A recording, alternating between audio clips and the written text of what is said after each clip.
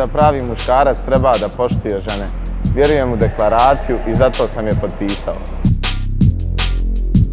Pravi muškarac nije nasilan. Pravi muškarac je uzor drugima i ne zatvara oči pred nasiljem nad ženama.